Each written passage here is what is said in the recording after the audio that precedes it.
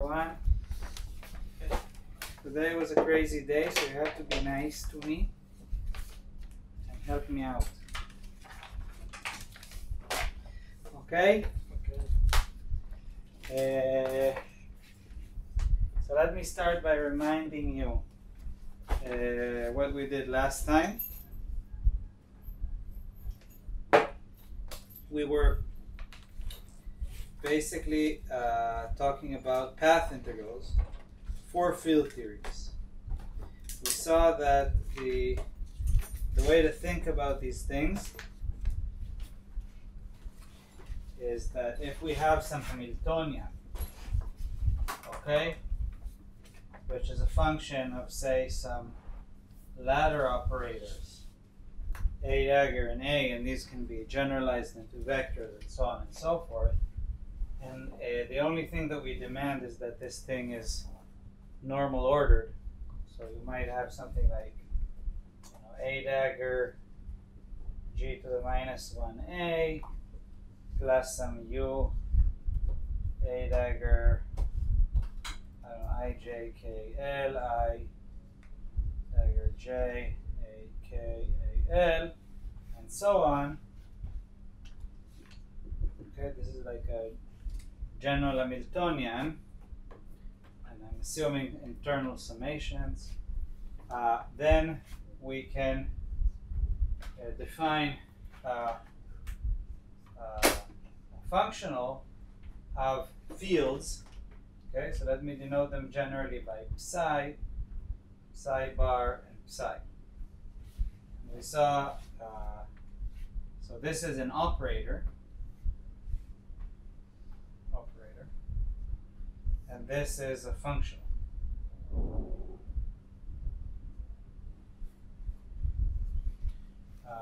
And we saw that if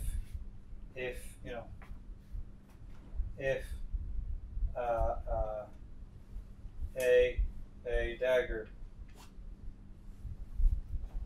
is equal to, say, delta ij, then psi is a scalar field.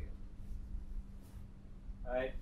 And if the algebra is fermionic, so this is like a bosonic field, and if it's fermionic, J,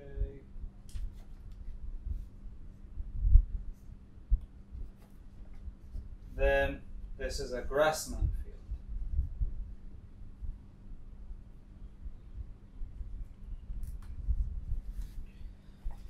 Then we can define the partition function at thermal equilibrium. We can compute this as a functional integral over S of psi psi, and the initial conditions are such that psi at 0 is equal to zeta psi of beta, and same for the bar. Psi of 0 is zeta psi bar and beta. Either the conditions and this action S of psi bar and psi is going to be equal to an integral from 0 to beta d tau. This d tau is what we call imaginary time. Okay, as I tried to argue last time, this imaginary time should be thought of as a mathematical trick. You can also think about it, if you want to, as some sort of a wick rotation from real time to imaginary time. And also that implies that these specific conditions here give us a thermal equilibrium integral, but you could also generalize this to, I don't know, say you want to compute some expectation value in the vacuum. Okay, you're doing some experiment in CERN or something like that.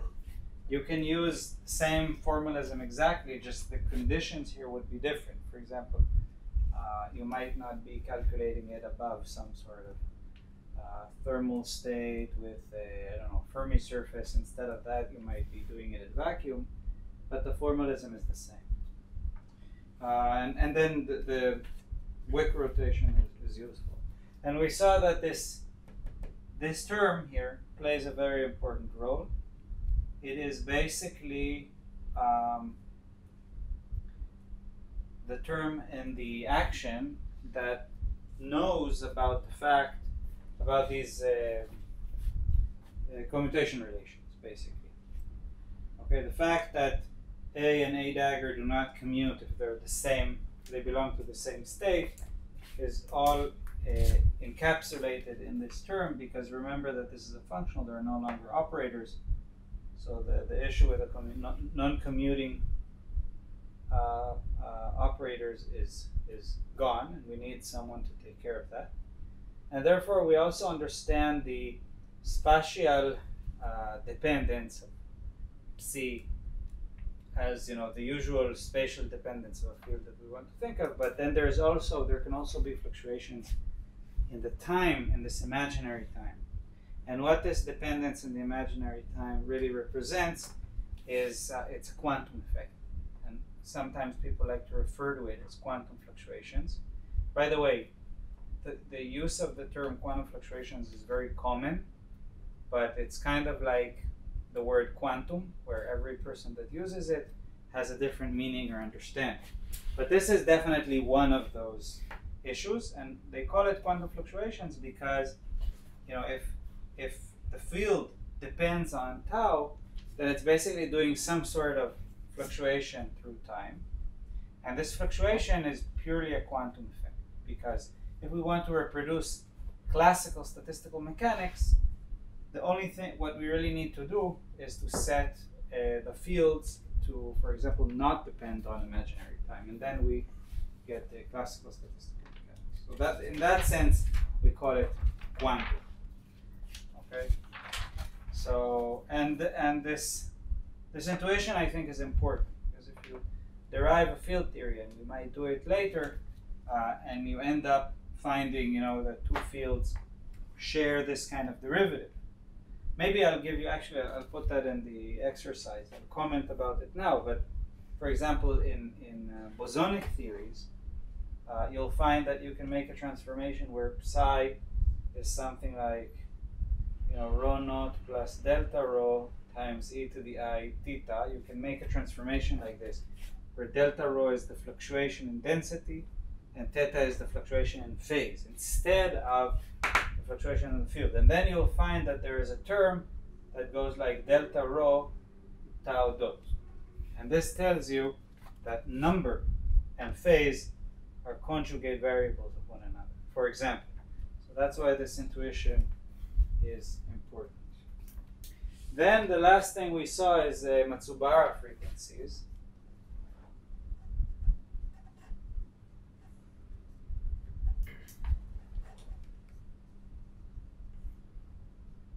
So I don't need to explain to you why it's useful to move to Fourier space, but again, what this system really describes is like it's as if we put our field theory on a cylinder, and the cylinder has circumference beta. And then we either have, oh, I forgot to mention, by the way, let me remind you that this zeta is basically 1 for bosons and -1 for fermions. Okay? So that means that when you have a bosonic field, they have periodic boundary conditions, and therefore we can write the fields as a Fourier series. So we can write something like psi of tau is equal to a sum over omega n, let's call it psi n, e to the I omega n tau with a minus, and then if If it's a boson, then these frequencies are 2 pi n over beta, and n being an integer. But if these are fermions, then they have to be half integer. And then we have omega n is basically equal to 2 pi n over beta, which is the circumference, if these are bosons, and 2 pi n plus 1/2 over beta if these are fermions.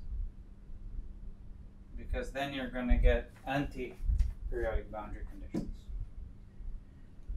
Okay, so that's everything we did last time, and now let's do an example. Let's see. Yeah, any questions about that? No. Okay, so let's do an example. Let's take a free theory. Free fermions slash bosons. So in that case, S of psi bar and psi is equal to an integral d tau, an integral d dx. And now I put in this integral explicitly. It was hiding in the fact that these are vectors, and the inner product between them could be this integral, for example. Then we have psi bar of x. X is, let's assume it's a 4 vector. And then we have d tau minus Laplacian over 2m minus mu psi of x. And now we move to Fourier and k-space. So this thing is equal to, if I'm not mistaken, beta sum over omega n and k.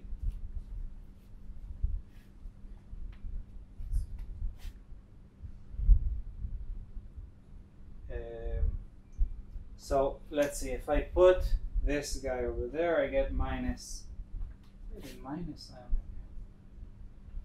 Okay, minus I omega n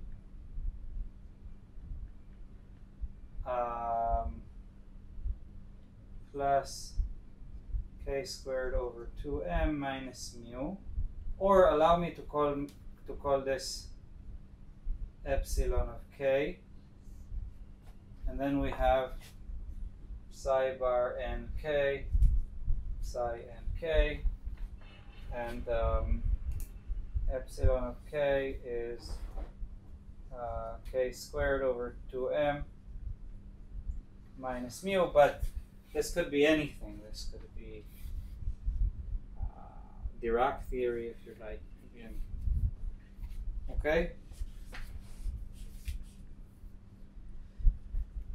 Now, the integral is very easy to perform because this is just a Gaussian integral. So we know that z in this case is just, we can write it as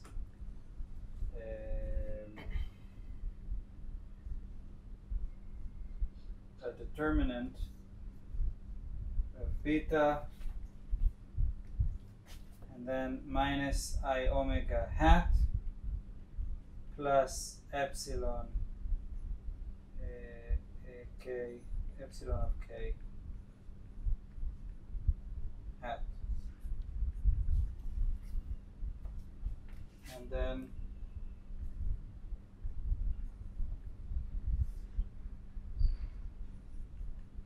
z. Now what these guys mean, actually maybe I should write here, I should write hat. The idea is that k and omega, I think about them now as matrices, but don't be worried. All this really means is that we have a product over all n and k of beta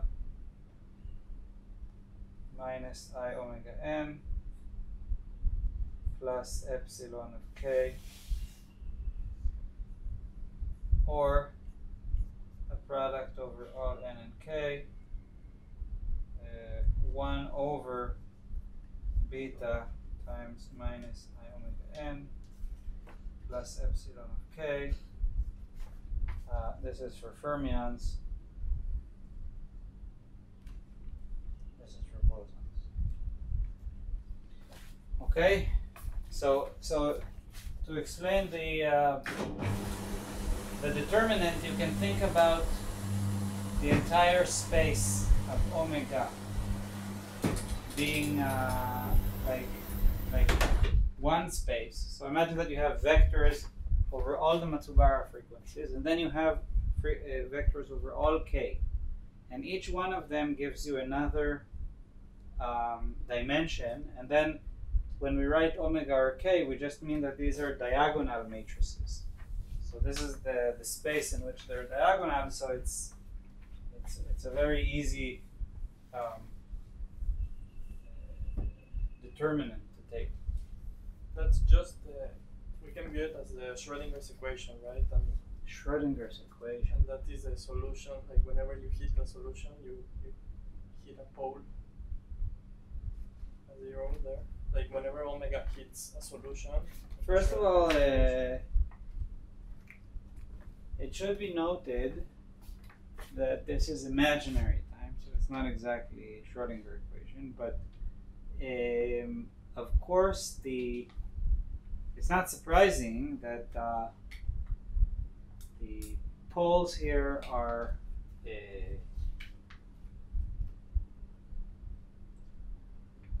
the poles here of omega would be the energies of free particles. Yeah, of course. Okay. Good. So now we know what we want to calculate. Oh, sorry, I didn't even say what we want to calculate. So now, as an example,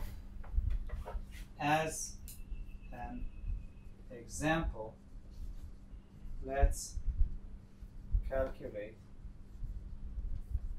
the free energy.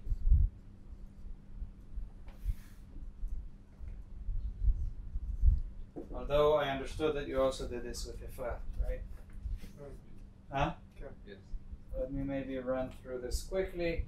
So we want to do log z over beta, which in our case would be zeta over beta sum over n and k ln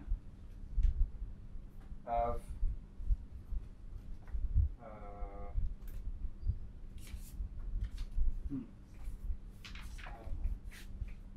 minus I omega n plus epsilon k. Okay, so to do that, we use this technique to do Matsubara sums. So we can call this thing in general h of I omega n. Okay, it's some function h, and we want to compute a sum over these Matsubara frequencies n over h of I omega n. Okay, and the question is how to compute this. Now the idea is that we can rewrite this as a complex integral, 1 over 2 pi I, closed integral in the imaginary space, over a function g of z, h of z. And what we demand from g of z is to have poles which occur at the Matsubara frequencies. So g of z has simple poles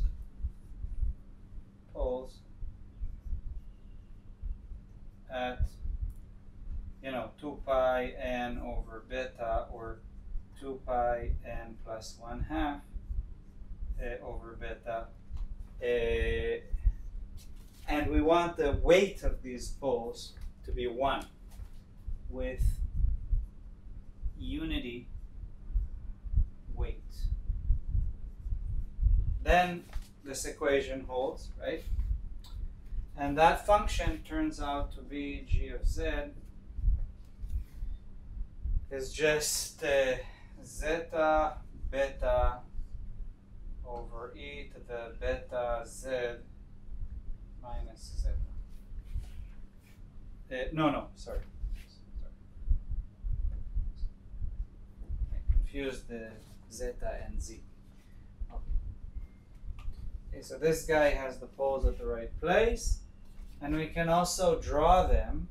So if this is, I omega, or let's call this imaginary of z, which is this I omega, and this is real of z,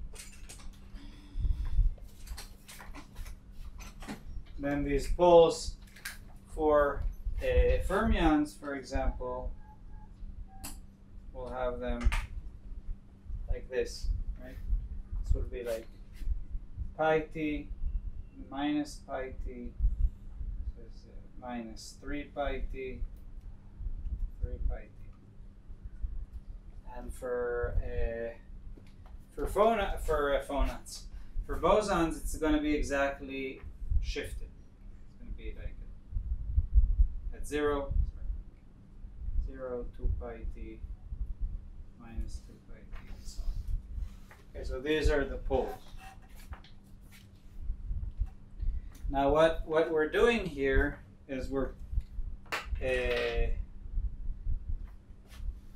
so now if h of z doesn't have any poles, okay, then we can just, you could imagine that we're just performing, a loop integral that goes around all these poles, okay?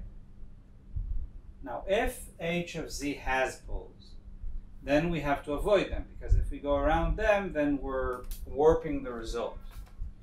So let's assume that h of z has, I don't know, like a pole here, something like that. I don't care.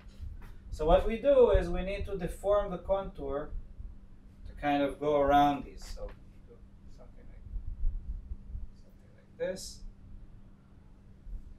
Okay.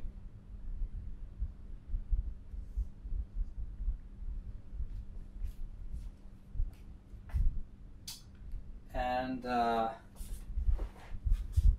and assuming, and this, of course, all of these things that it requires to check. No one promises that this works, but if when we take the radius of this thing to infinity, it goes to 0, then we can actually concentrate the entire integral around these poles. Okay, so what we can say is that this thing is equal to a different contour. So imagine that I make I have these two poles. One is here, one is here. So I kind of go around this pole like that. And then I have an infinitely thin, this looks like Bina's experiments, right? Did you see her? Do you know what Bina does in the lab? Yeah. Squid. She has a squid, yeah. It's like this. So you may notice that we're going around these poles opposite to the direction that we did this. Because basically what we're really doing here is just performing the full circle and just subtracting the contribution from this one. Okay, but that's the idea. And this is helpful because now, using this picture, we can actually continue this line here. Maybe I'll write it here.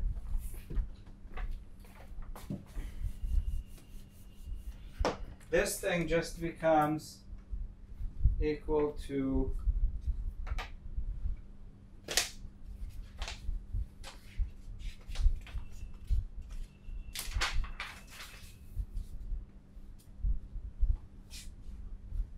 I guess it should be minus, but we can check it later. The residues, okay, so the residues of h of z, g of z at z equal to z naught. So let's call these points here z naught. Okay, so this is like where these maybe residues.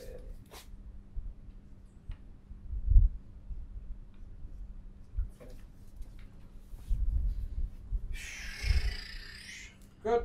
So now we have a recipe how to compute these kind of Matsubara frequencies. Then we can use it to do our free energy.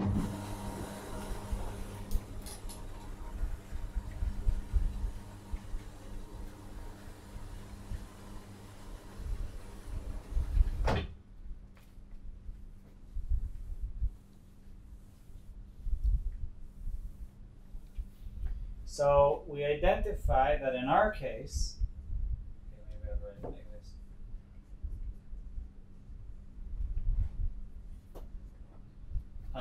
H of z is equal to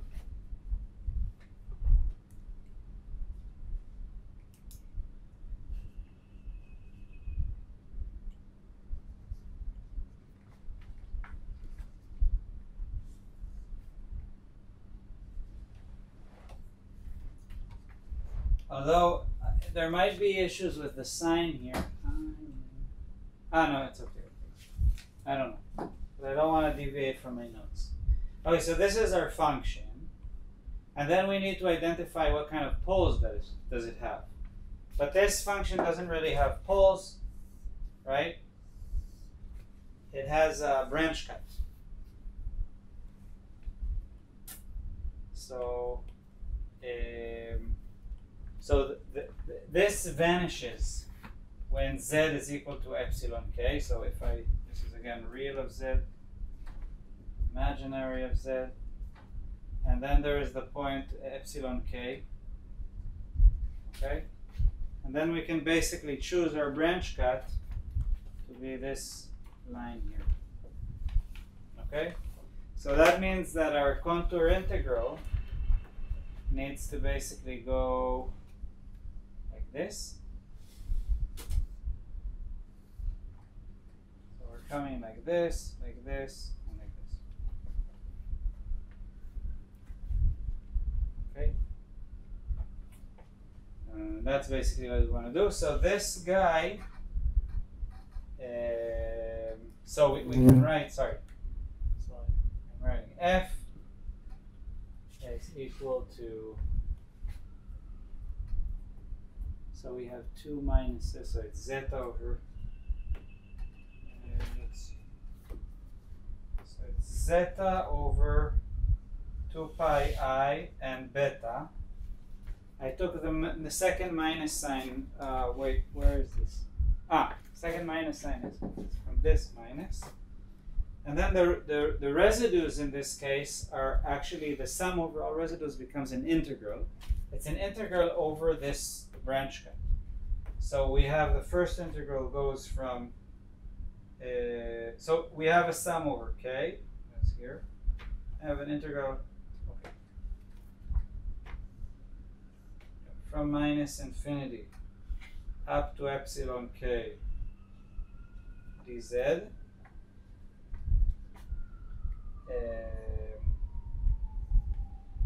Of ln of epsilon k minus z plus minus ln of epsilon k minus z minus. Okay, and I'll explain now what we did here.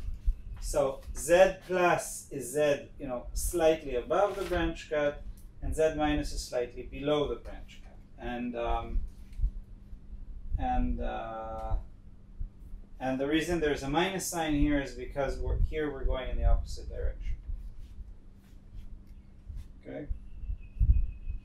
And this whole thing is of course multiplied by g of z. Okay, this is This is basically a sum over all the residues.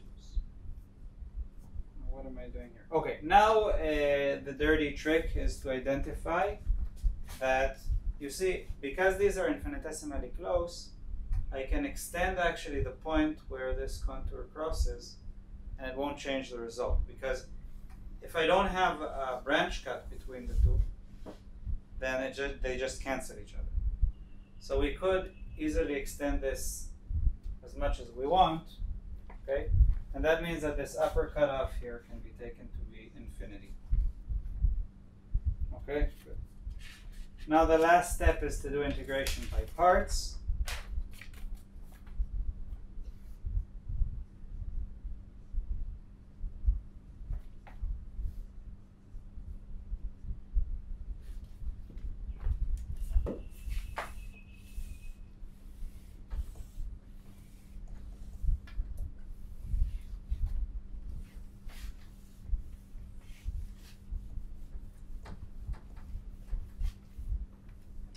So we do integration by parts, and we get that f is equal to zeta over 2 pi I beta,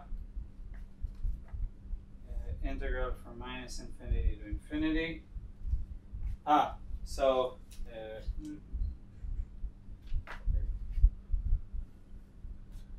There is a sum over k. Let me put the sum here. dz. Then we have ln of 1 minus zeta e to the minus beta z. And then we have a 1 over epsilon k minus z plus minus 1 over epsilon k minus z minus. Okay. Now this guy, right? We can write this. This is basically, so if we take z plus minus to be z plus minus I delta, I don't know, something like that. Okay, and this guy is 2 times the imaginary part of 1 over epsilon k minus z minus I delta, right?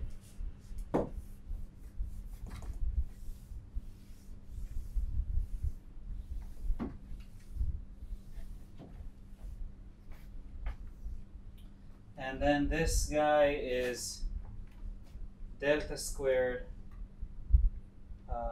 sorry, not delta squared, it's delta, it's, what is it? It's, I multiply by plus, so it's I delta, sorry, it's not I delta, it's 2 times delta epsilon k minus z squared plus delta squared, which becomes, in the limit where delta goes to 0, it just becomes a delta function, right?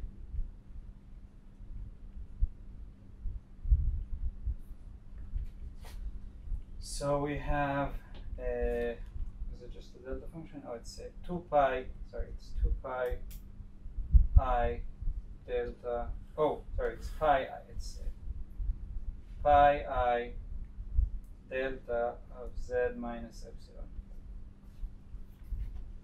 And then we have 2 of those, I guess.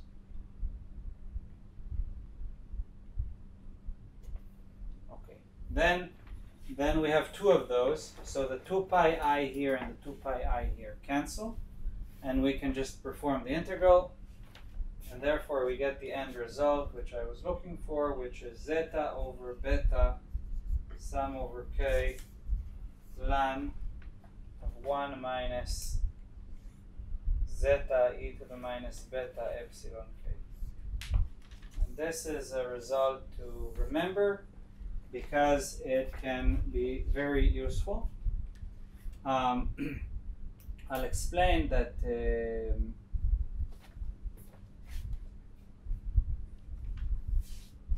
that you might naively think that this result is only for free gases, but it turns out to be extremely useful because in many cases in many body physics, even if we have strong interactions, we can have what is known as quasi-particles. So it means that at low energy there are effective particles. They don't have to be the original particles of the microscopic degrees of freedom, but they can still be well-defined quasi-particles like this. And then they will also obey this kind of distribution. That's the point of quasi-particles. Quasi-particles are basically excitations above some field theory which are long-lived. They behave almost like conserved or free particles. And the examples are many. Phonons are an example. They're an emergent particle. We might discuss Fermi liquid theory. I'll see where we go with that. And then, for example, in interacting gas of fermions, we have these long-lived fermionic excitations. And there are even more crazy situations. So, for example, there are strongly correlated phases of matter where the electrons, for example, form what is known as a Mott insulator. So because the interactions are so strong, electrons in a metal become insulating, actually. They isolate on sites. And then the most naive thing that happens if we start to correct it is that we get antiferromagnetic order. Okay? So you could imagine, for example, that you have a lattice like a square lattice like in the high TC superconductors, the cuprates, and then you can create antiferromagnetic order like this. It's called Niel order. And the reason this Niel order is favored is because of kinetic energy, because when these are anti-aligned, then hopping between these sites is enhanced, it's allowed, because it's not Pauli excluded. And this means that this ground state has a lower kinetic energy than, for example, them being aligned. And then naively, this is what we expect to get in a Mott insulator. But there are many crystals, for example, without any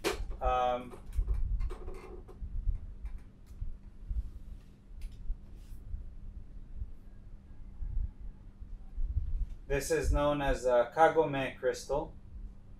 Okay, so you can have these kind of stars of David, and then they connect to each other. This is not Zionistic propaganda. Okay, and these, they have a property that they are extremely frustrated, in the sense that if I put a particle here and up, I can try and then put this guy down, but then I don't know what to do with this guy. And in this specific case, it's extremely frustrated.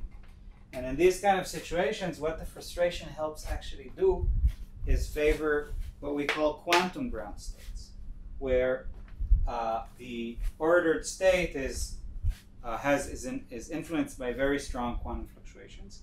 And it turns out that even in these situations, we can have quasi-particles like this. So you could have fractionalization of these spin excitations into emergent particles, and amazingly, these emergent particles also, if they're free, it depends of course on their properties, but if eventually they become well-defined excitations, they could follow this kind of behavior. So this expression is very important. Remember it. It's not, of course it's important to know when it breaks down, but it's also important to remember that it's a very powerful formula. Okay? Now the last thing I want to do is to actually answer your question about the Green's function. We're asking why, I don't know if you've ever asked yourself this question, but for example, when I teach how to solve differential equations, we associate a Green's function with differential with inhomogeneous differential equations. Okay, and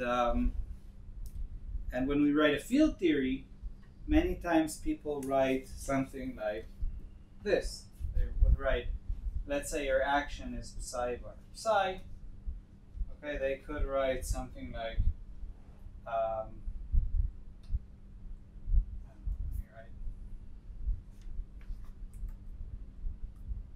trying to think.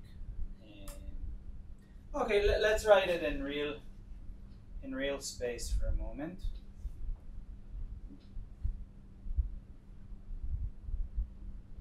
Okay, let's say we have some action, and then we have something like psi bar, and then people will often write something like this.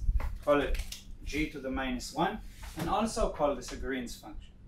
You could ask why. What is the relation? This is basically your question, right? So does anyone know the answer or have an intuition? This comes from a differential operator, right? Yeah, but the question is why? Why is this the Green's function that we think about?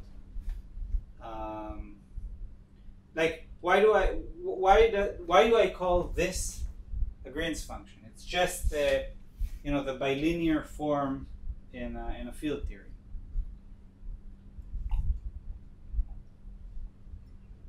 What is the relation between this and the differential equations that we solve? Like the dimensionality. The dimensionality. Dimensionality, okay.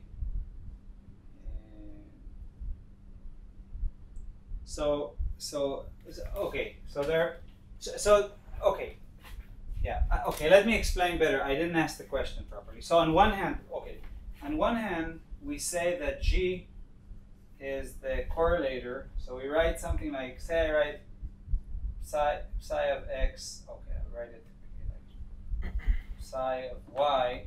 Okay, I'll call this g of x minus y, something like this. Okay, and on the other hand, I would argue that g to the minus 1 times g of x minus y is equal to delta of x minus y. Okay, and this is, I don't know, d plus 1 or whatever. So the first thing I want you to notice is that if we think about this as an action, then the equation of motion can be obtained by minimizing the action with respect to, for example, psi bar. So the first thing I want you to notice is that the saddle point of this action is the differential equation. So for example, if I would write an action which is, say I'm writing an action for a wave equation. Take some wave, I would have here dt, d dx, and then I would have something like, I don't know, maybe phi. I would typically have a 1/2 here for a reason I'll explain later. I would have dt squared minus c Laplacian squared phi, something like this.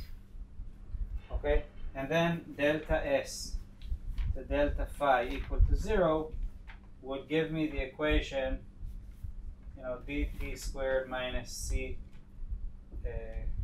grad squared phi equals 0. Okay, and this is not this. This is, it means that the saddle point of this action is the wave equation. Now the point is we call this g to the minus 1 because we know that if I call this guy L, it's denoted by L, then I know that the equation I want to obey is that L times g of x minus y is this delta x minus y, right? That's the equation for the Green's function. So for that reason, we just identify this with g to the minus 1, whatever is the inversion of this g. That's the first thing. But then you could ask, and I think this is the interesting question you want to ask, is why is this g also what controls the correlations between particles? And that's what we'll see right now. Okay, so first of all, you can already see a hint to that. it's because we're talking about a Gaussian theory, right? And we know that in a Gaussian theory, right, what controls the correlations between, what controls the correlations between the fields is, the inverse of the matrix that sits there. But I would still like to show you a way to prove that, which is kind of more along the lines of what we learned in this course and not, maybe beyond. It's a technical method that I think is useful. Okay? And the idea is to define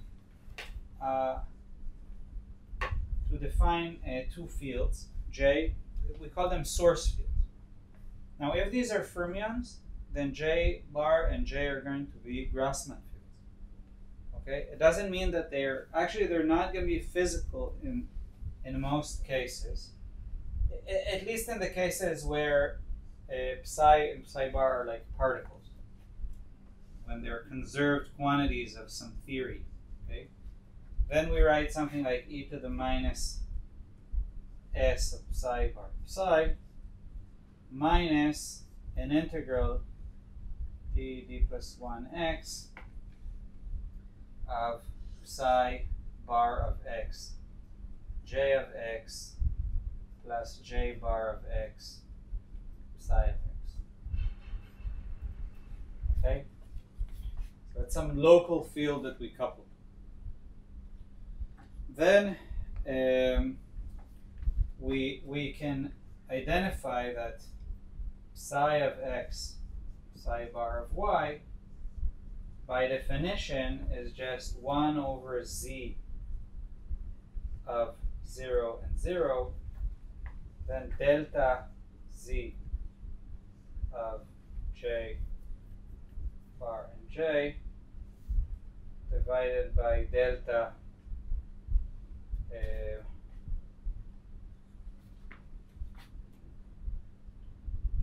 j bar of y delta j of x. These are functional integrals. Functional, and then we take j and j bar equal to 0. This is a functional derivative. The physical meaning of a functional derivative, if you haven't, I'm sure you've seen it, but let me emphasize it again. Remember that this action, okay, for example, it depends on these fields j. But these fields j, you can think about them like an infinitely dense vector with a value at every point in space. What we mean here is that we're changing only, at the specific point y, we're changing a little bit j bar, and we're looking at how this action is modified by this small change.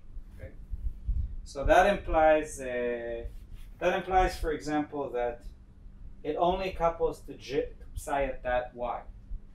Okay, and then if I take this derivative and only then take j and j bar to 0, I get exactly the definition for this expectation value.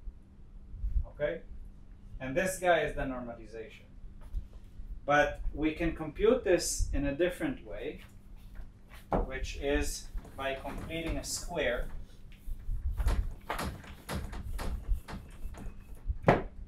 So we can rewrite this action. Maybe I'll just continue it here. We can rewrite this action as follows. D psi bar psi. This is our s, okay? This is the s that we're using.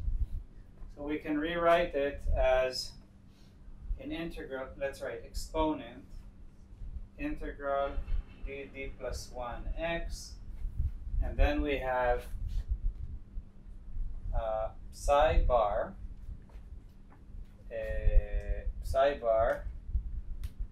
plus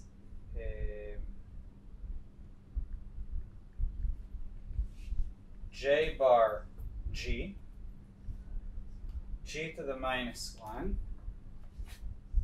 and then we have psi plus g j, and then we need to only subtract the last term, which doesn't appear here, which is j bar g j. Okay? And here I'm thinking about G as a matrix. I can invert it. And if you don't feel comfortable with thinking of G as a matrix, I want to remind you that all these derivatives in G, whatever they might be, for example, here you can rewrite them as a matrix by discretizing space. And then this thing, you see here, this is just a shift by a constant. And if we're integrating over all space, this guy just gives me z of 0 and 0 times e to the minus integral over dd plus 1 x j bar g j, sorry, with a plus sign. Okay, so this means that this zj is basically this. Now if we take the derivative twice and then send the j's to 0, you see that I exactly get this g. So that tells us that whatever matrix appears here, the correlation function is going to be its inverse. Okay? And that gives you the complete connection of why you call it the Green's function, and so on. So with that, we're finished with functional integrals, and we're on to perturbation theory. Questions or something?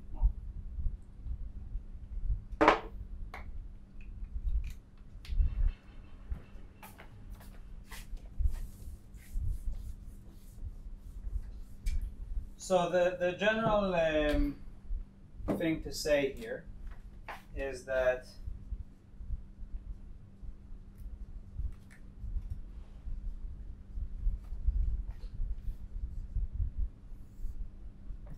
Gaussian theories are nice and it's easy to solve them, and maybe even sometimes, even today, people do research and use Gaussian theories for all sorts of stuff, but we need to know how to go beyond that. And there are different methods, meaning we want to know how to deal with interacting theories. And we want to know how to deal with that. And one way is perturbation theory. So as an example, let's look at phi to the 4th field theory. This is one of the most famous and probably the simplest existing field theory.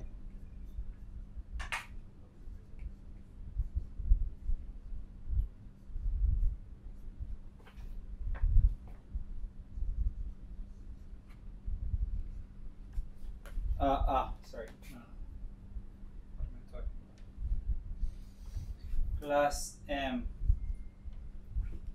phi squared, m squared. Is it typically m squared? It's m squared plus lambda over 4 factorial phi to the 4th.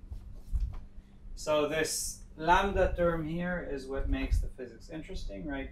Without it, it's just a Gaussian theory, and we know how to deal with it. And another kind of point that is worth noting is that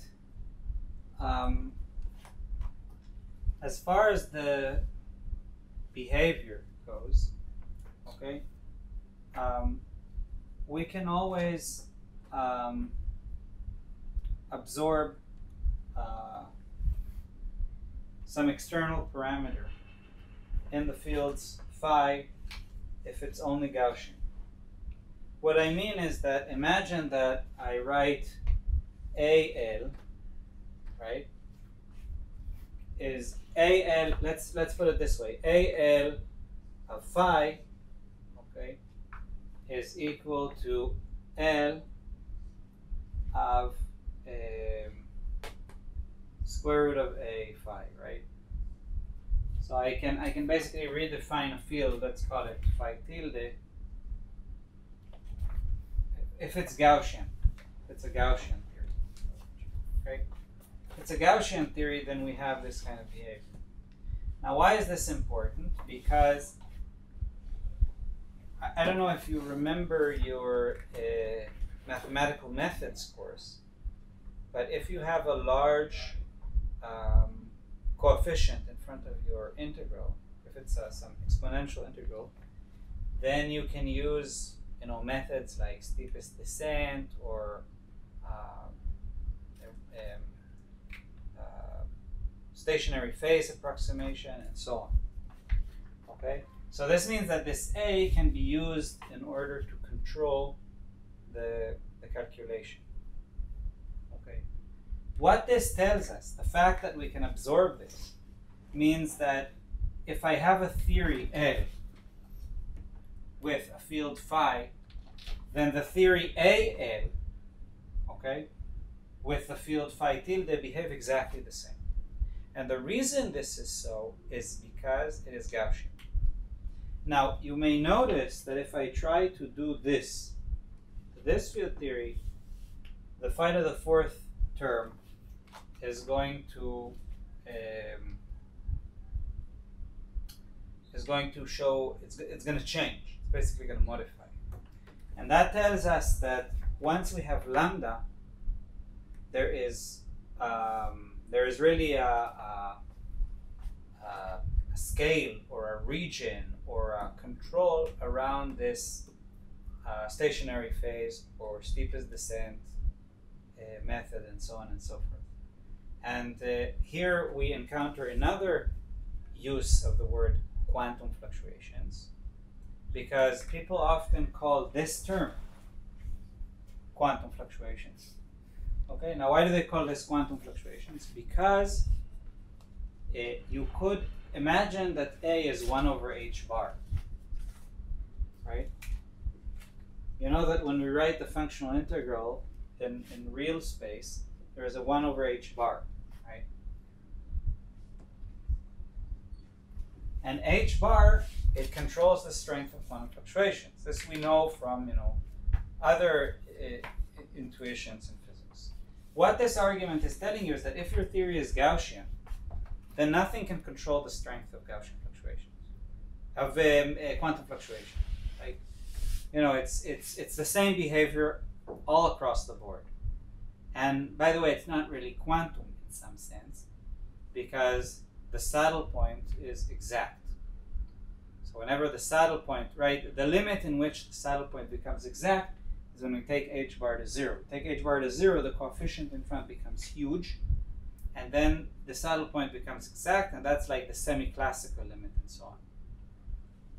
When we have an interacting theory, that's when we cannot do such a transformation. We cannot just take h bar to 0 and the physics remains the same. Because what's going to happen is that this term is going to explode. So even if you start from a weak interacting theory, if you want to make it completely classical, then you're going to run into trouble because of this term. So in that sense, this term makes the theory quantum in some sense. And that sense is that it doesn't behave like a saddle point or a semi-classical saddle. Okay?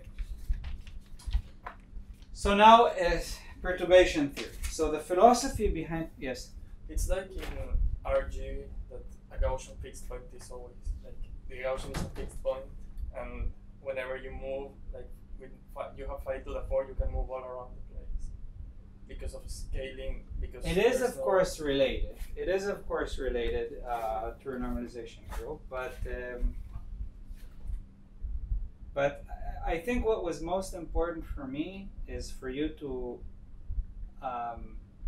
teach you that when people talk about quantum effects or quantum fluctuations, they talk about many different situations. And I just wanted you to also be acquainted with this kind of terminology and explain to you why. What's the logic behind it? So, yeah, so if I look at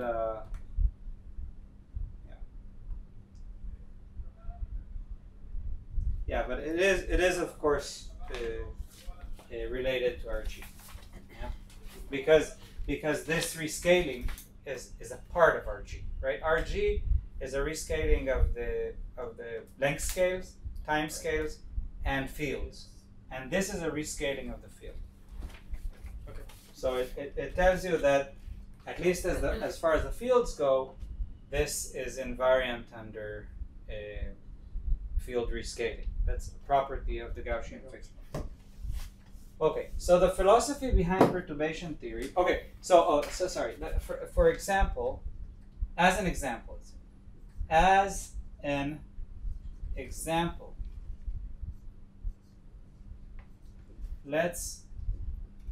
assume we want to compute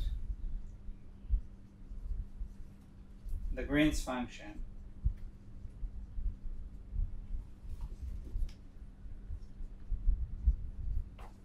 of this theory.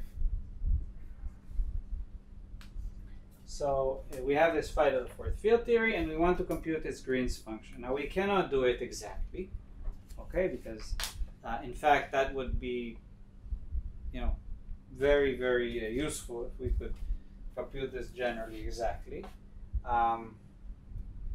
So the philosophy behind, so let me write. So we want to write G, for example, let's write G of K. Let's say this is the Green's function in momentum space. So this thing is the expectation value of psi of K,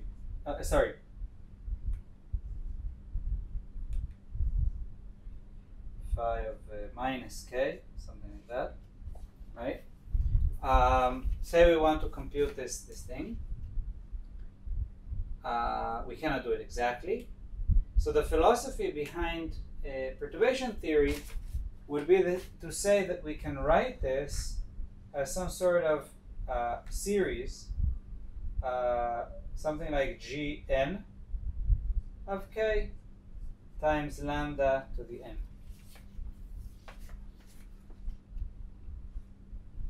Okay? And then we're going to look at these guys order by order. And if lambda is small, we hope that this series will have some radius of convergence. And if it has a radius of convergence, then we won. Okay, we won because now we have an analytic expression, at least in some region, for this Green's function. And on top of that, as you learned from your mathematical methods course, there are ways to even sum divergent series. So this is kind of the general philosophy behind perturbation theory. Okay, where we have a small parameter. We're going to assume that we can write whatever we want to calculate as a power series in that small parameter, and then hope that we will be able to find a way to resum this series. Okay? And then G naught of K, okay, that's just 1 over Z naught, the integral over d phi of K, phi minus K, e to the minus s of phi. And that, my friends, is 2 pi to the d plus 1 over k squared plus m squared. Okay?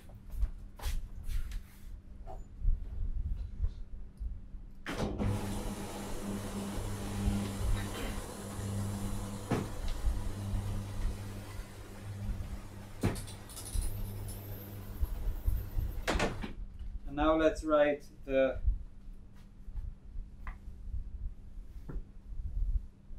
Gn guy.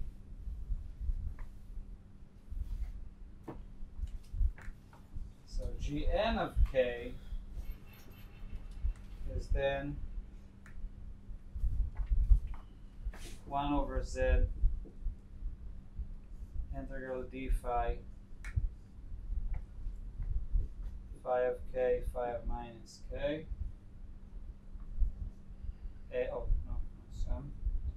So then we have minus lambda to the power of n divided by n factorial.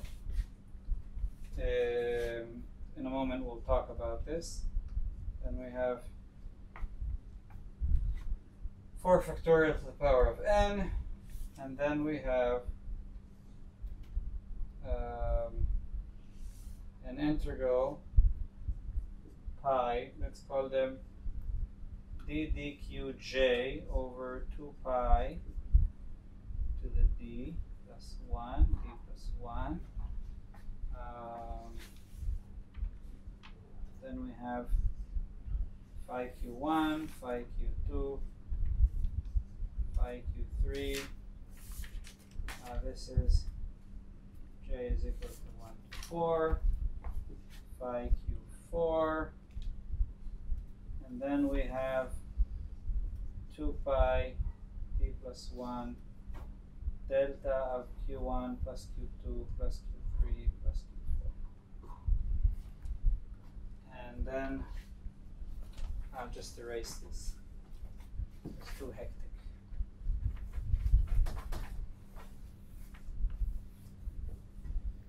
And then what we have here, delta of sum over the qj's.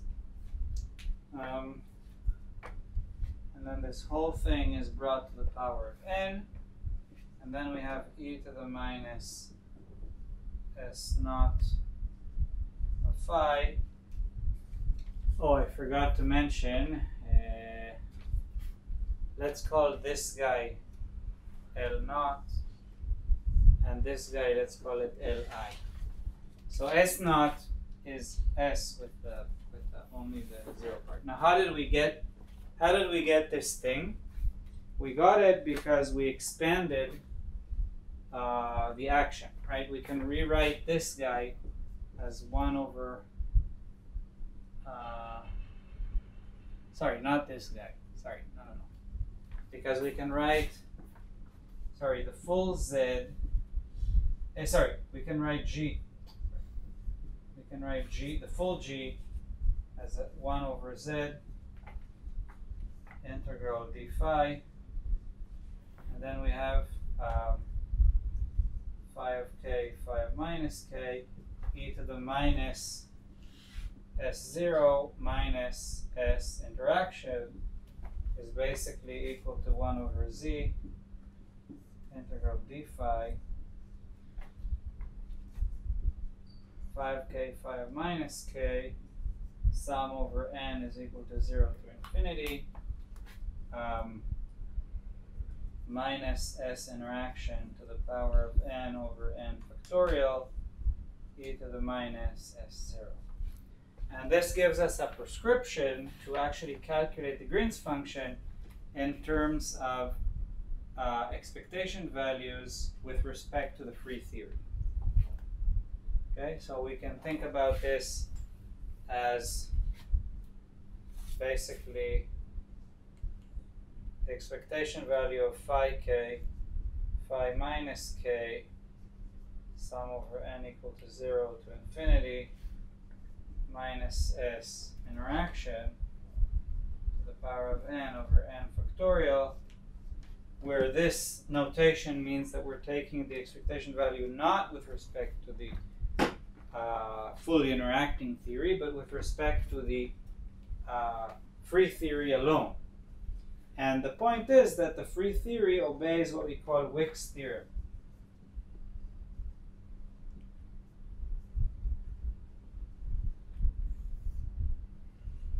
By the way, should we go for a break?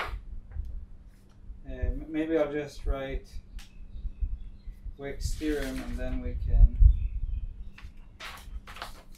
go for a break. Is that a good shot? What's the time? No computer today. Okay, and what Wick's theory tells us is that if S naught is a Gaussian theory, then any n point correlation function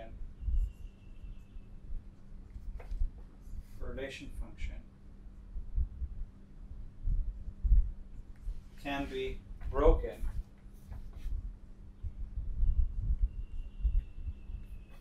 into a sum of products of 2-point functions.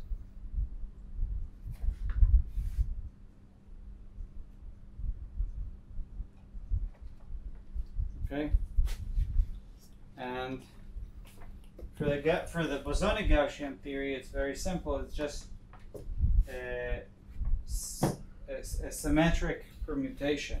So if we have, for example, if n is equal to 4, we have phi 1, phi 2, phi 3, phi 4, then this guy is going to be equal to phi 1, phi 2, phi 3, phi 4, plus phi 1, phi 3, phi 2, phi 4, plus phi 1, phi 4, phi 2, phi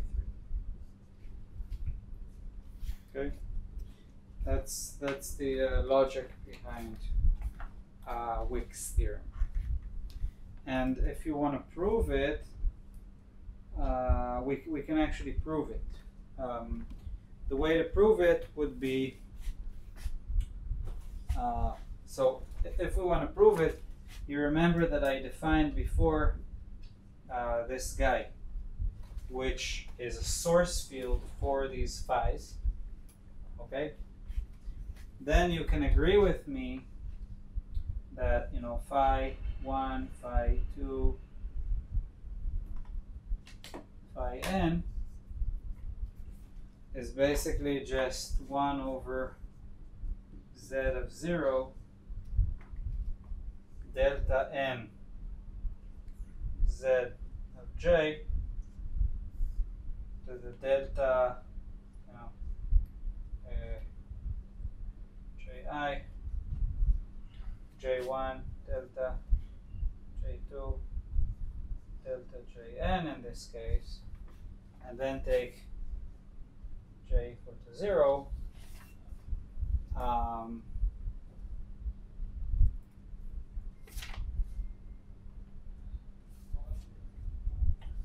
and I want to remind you that we found that z of j is equal to 1 over, is z of 0 times e to the minus 1/2 phi, j times exponent of 1/2 j g j. Okay, so each one of these we've already acknowledged that this guy is like G12 and this guy is G34 and so on, and then if we take all these derivatives, you see immediately that you're going to get all possible combinations.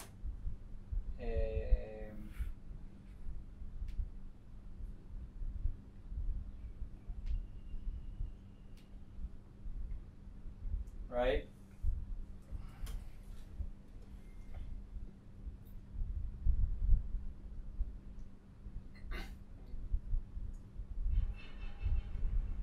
But how can you see from here that for odd number you will get 0? For an odd number you will get 0. Because if you take an odd derivative, Okay. you're going to be left with a j. And then plug 0. Okay. Yeah. So yeah. That's also how you see that that you get all these possible combinations, because when you take the first derivative, for example, it's going to take down g with 1j times this exponent. And then the next derivative, it can either act on the exponent and bring another j and g into place, or act on the same one. And that gives you all the possible pairings. That's the sum. That's where this sum comes from. And then you can also see that if these fields would be fermionic, then these j's, I want to remind you, are then Grassmann. And then you can also permute them properly to get minus signs. Okay, maybe now it's a good time for a break. Voilà, פושטקים מה...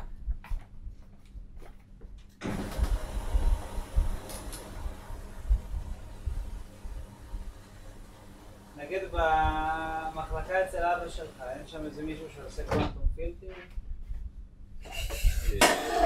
אתה לא יודע. יש אנשים ש... למה שהם יעשו קוונטום פילטר? מה זאת אומרת? כאילו מה... תחום במתמטיקה. כן, טוב. יש שם כאילו, יש שם בחור שמתעסק בהצגות, אז זה קשור... יש שם מישהו שאני מכיר שמתעסק בהצגות והוא למד בטכניון, אז הוא אמר לי שכזה עשו לו פרופגנדה פיזיקלית גם אחרי שנתו, אז זה קשור לכל הסימטריה, לכל הדברים האלו, כאילו, הצגות. זה אולי אפשר...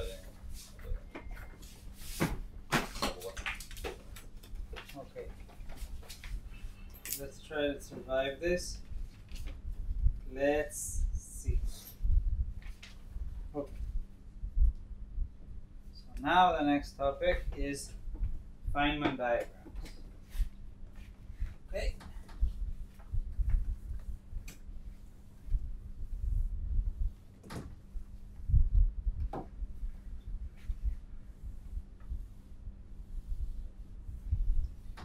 Feynman diagrams are, in the end, just very compact ways of writing computations. That's what they mean. Okay.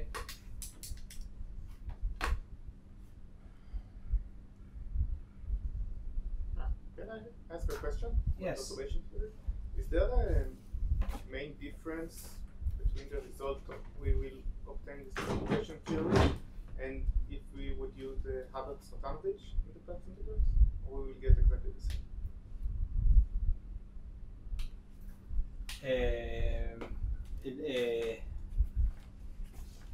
Well, I don't even know how to exactly answer that question because these are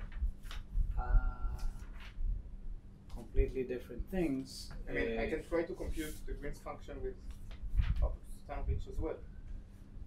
How would you compute the Green's function? Like the two things can sometimes coincide. Like you can get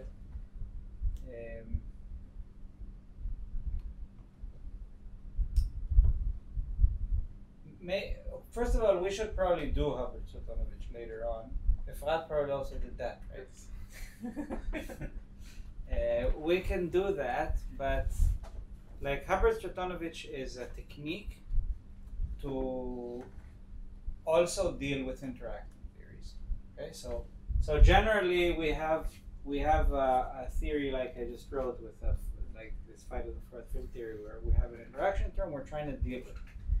The Hubbard-Satanovich technique it's a technique where you decouple the interaction by introducing a boson into the theory. A boson. You introduce another field, okay, which takes the role, if I compare it to quantum field theory, it takes the role of the bosons that mediate the interaction. And then, and it's kind of like reintroducing these bosons. And then we can expand in terms of these bosons in a way that resembles perturbation theory. But it really, really depends exactly what you're doing.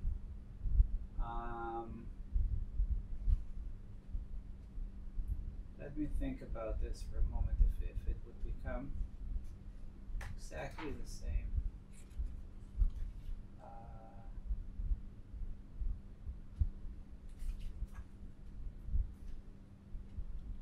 Yeah, I guess in this case it would be kind of trivial, but maybe the only comment I want to make is that when we do a Hubbard-Satonovich, we choose which boson to couple to, because you could obtain the same interaction from many different types of bosons. Okay, so there is no uniqueness, for example, in this bosonic field, this auxiliary bosonic field that you choose. But how the saddle point of the theory in that specific boson looks like depends very strongly on your choice. Okay, so for example, if you chose the general theory, the general philosophy would be that if you chose your Hubbard-Satonovich decoupling properly, then the saddle point with regard to that boson will be very close to what you actually have. So the fluctuations around the saddle point are going to be weak if you compute something like a Ginzburg criterion around that saddle. Now, what that means is that perturbation theory works when the Gaussian fixed point is the good fixed point, is the good saddle point. So, so that means that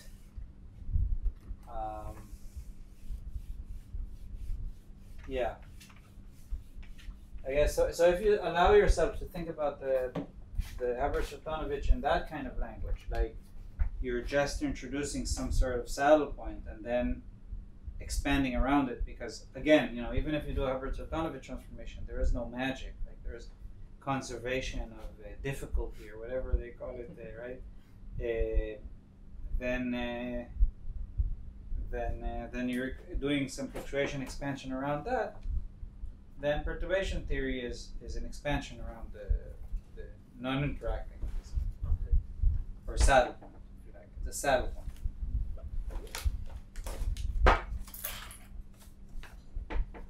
So in that sense, Hubbard-Satonovich might be more generic. Like Hubbard-Satonovich might allow you to deal with things that with perturbation theory might be much more difficult. Maybe I can actually give you an exercise.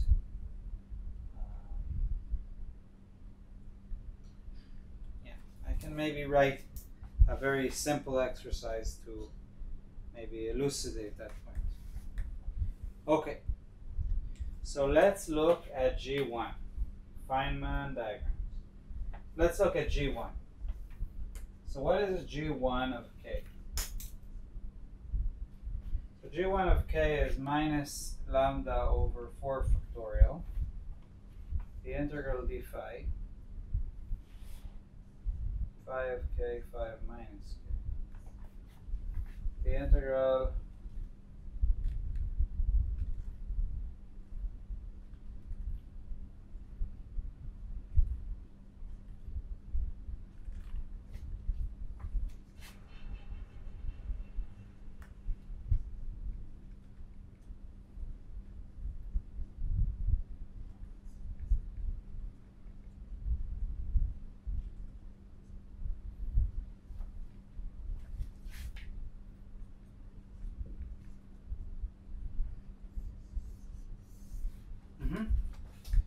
So now we can use Wick's theorem.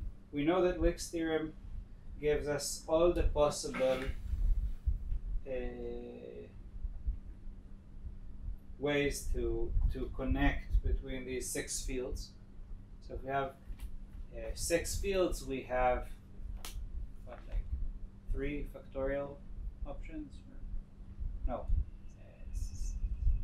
Sorry, it's no. So we have, it's like having 6 nodes, right? And then the formula would probably be like n minus 1 over 2.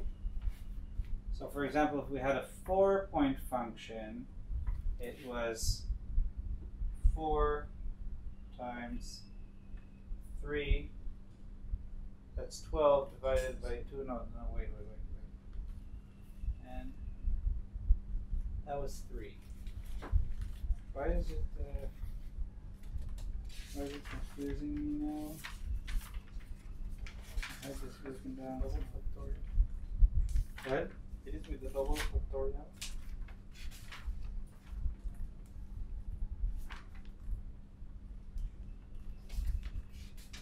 Wait a second.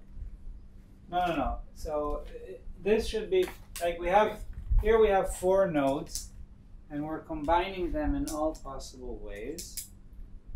Isn't it just? Should be 15. Yes.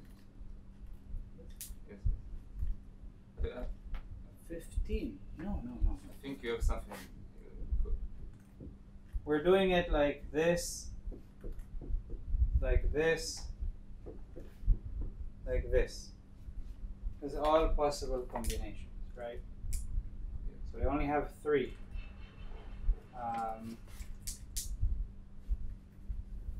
So why isn't it? Something is confusing. But this is for 4 functions. 4. Points. So Right. We have 6, right? No. But I'm trying to make sure that formula is correct. It's supposed to be. So this would be 4 times 3 divided by 2 gives me 6 and not 3. Why does it give me 6? 6 pairings?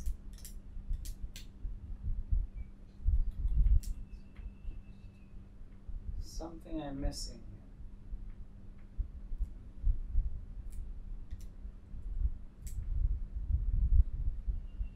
here. You think 3 disconnected and 12 connected,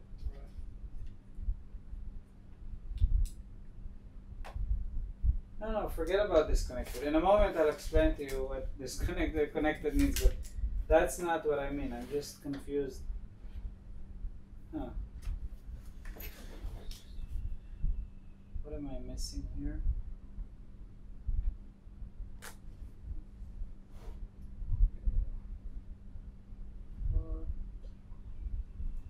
For some reason, what I recalled is that if I have a bunch of n nodes and I ask in how many different ways I can pair them up, it's n minus 1 over 2. But maybe I'm missing something.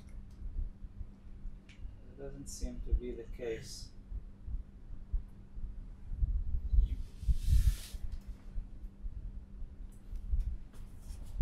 Well, 2. you can simply you can do it inductively in Linuxia, Yeah. where you can just, if you pick a pair and say, okay, let's go with them, you get 4, and then it's just recursively, Yes. and then you just need to pick all the pairs for the first one, which would just be 5 times, so it's n minus 1 times the choice of the previous one. Yeah, I think you're right, but you have to do it with 6, not with 4.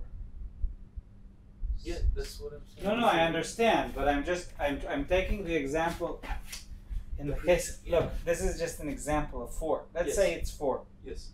In the case of 4, we know that the answer is 3. It's written up here. Yes. These are the 3 pairings. But maybe because Because you each can one, switch them.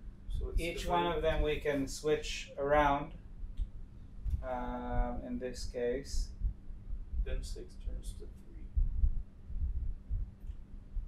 think about it.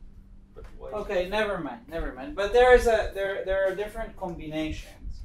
What I wanted to say is that we can do these pairings. There are 2 types of pairings that we can consider. Okay. So there are pairings where we can pair, say, these guys internally. Okay. For example, these kind of things. And then this guy and these guys like that. Okay. And there are situations where we pair inside. So this guy goes, I don't know, to here, and then these guys go something like this. Okay. And these 2 examples are very different in nature. Because let's call these guys case 1 and these guys case 2. And diagrams of case 1 are what we call disconnected diagrams. in the sense that they're actually a product of, you know, a graph that I can denote like this, and another graph that I can denote like this, where this guy would be, I don't know, Q1, and this guy would be Q2, and then case 2, it's kind of more like this. Where here I have this single vertex, and then I come with K. This is, say, minus K at this point, and then here I have some internal Q. Okay? I think the reason here is different. Like you have 3 and not 6 because it's not the formula that you wrote is for choosing how many pairs there are inside that. But here the pair phi1, phi4 is equivalent to the pair phi2, phi3 because if you choose phi1, phi4, you choose with it phi2, phi3. Right. So it's like. So what is the right formula then?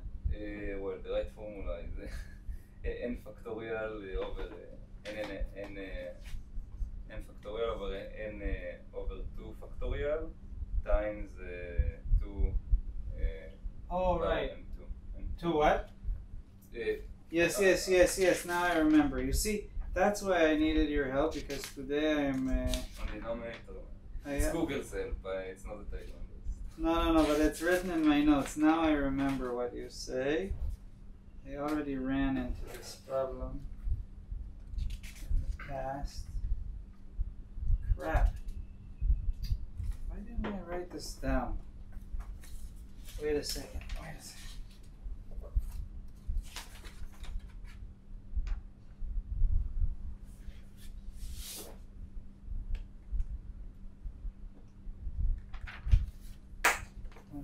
Give me 1 second. I swear to God that I wrote this formula, and it's super annoying me now.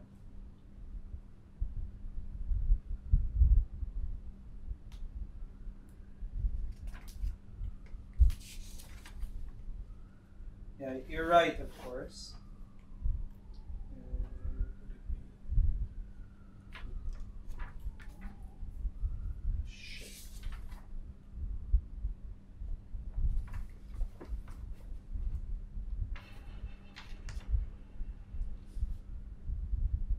Super annoyed.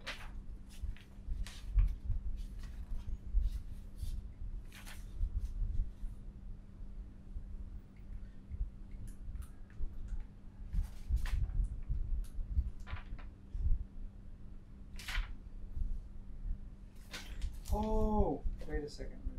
Yes! Here it is. It's a Wick's theorem. I'm so stupid. So it's 2 to the n over 2.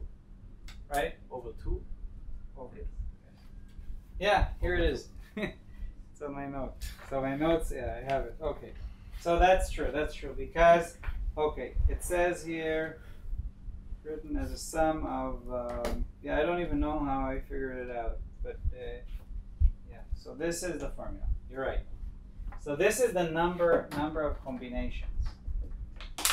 Okay, so what I wanted to say is that you'll find that you can combine them into 2 groups, group 1 and group 2.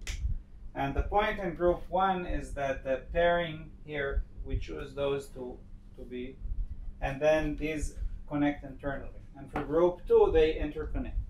Now, why are these so important? I'll explain to you why they're important. They're important because, here I forgot something, which is D1 over Z. Yeah, the 1 over Z. G1 of K. Now, why is this important? Why is this 1 over Z important? Because you'll notice that diagrams of type 1, they're basically a product of something, of this zero correlation function, basically. times, you know, a term that will actually appear in the calculation of z. Because z, we also don't know how to calculate z, right? Z is an expansion. And the way it turns out to be is that for any, you know, it doesn't have to end here. Like I could even dress phi partially with some interactions. Like later we're going to have higher orders of n. We could add, you know, connections internally, but maybe some terms will be disconnected inside.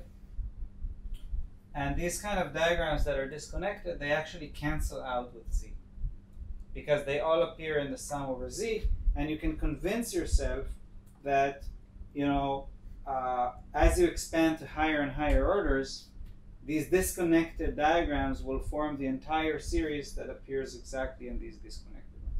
So what I'm trying to say is that when we do perturbation theory, we only consider the connected diagrams because of this 1 over z.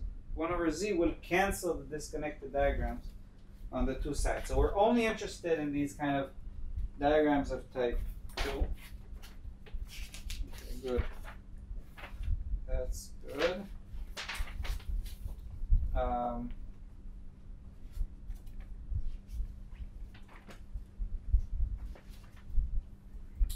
And then these kind of diagrammatic. Maybe I'll write it here. So when we write something like this, okay, here we don't have actually Q, K, and K. What we really mean is this thing is kind of like G of K, G naught. Let's call it G naught of K.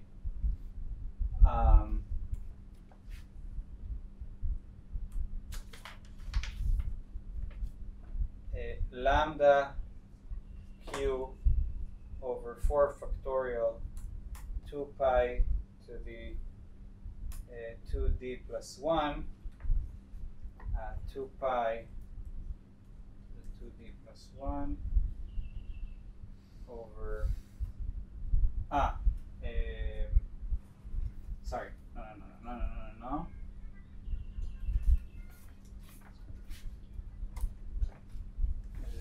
Sorry, this is G naught of K, an integral d dq over 2 pi, this is d plus 1,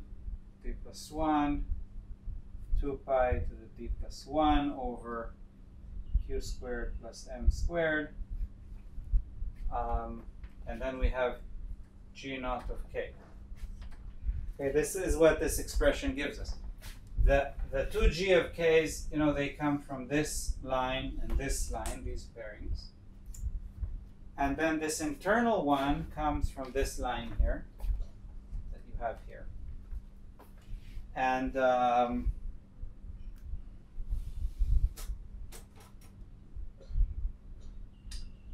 the idea is that each one of these connections gives us a delta function. This gives like a delta function of 3 and 4. This gives a delta function of 1. This gives a delta function that 1 is equal to minus k and 2 is, the other way around. 1 is equal to k, 2 is equal to minus k. And 3 and 4 are actually opposite. They're like 3 is equal to minus 4. And then we have this one last delta function that makes sure that anything that goes into the vertex comes out of the vertex. So the vertex conserves momentum, and therefore we have this kind of situation. So the point is that, you know, if this is like, you know, Q coming in, then we have Q coming out. If this is K coming in, then we have K coming out. We can denote it like this. And then this is the most generic thing we have. And then the only thing is that Q is the combinatorial factor. Combinatorial factor. So the only really difficult thing we need to do, so in the end what we really need to do is we need to divide these kind of expressions into terms like this, which are all the ways we can connect the Feynman diagram such that everything is connected and nothing can be disconnected into bubbles like this. By the way, you can think about these bubbles in the philosophy of field theory as, you know, bubbles in the vacuum. That, you know, these are fluctuations of the vacuum. Also fluctuation. What? Also fluctuation. Also fluctuations. These are like vacuum fluctuations. So it's like, you know, if you want to calculate corrections to, you know, your vacuum, you can think about them as like closed diagrams. But anyway, the point is that we take only connected ones, and then the only really hard work, so we can draw these diagrams, and then this, you see, everything except Q is basically just, you know, this expression. And Q is the only thing that's really difficult to figure out, because we need to think about what the combinatorial factor is. But before I do that, so then you understand that this kind of closed thing here is actually an integral. It becomes into an integral. And then we can write the Feynman rules. So for every theory, you're going to have what we call Feynman rules. And the Feynman rules, they guide you, they give you a mapping between a drawing and an interval. Okay? So the Feynman rules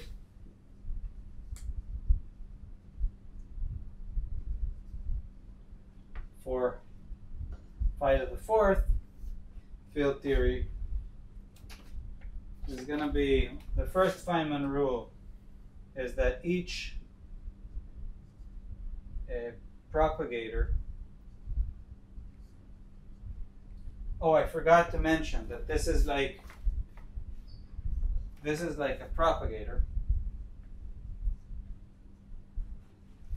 and this guy here, this thing is called a vertex. So the only thing we have in this theory is the propagator and the vertex.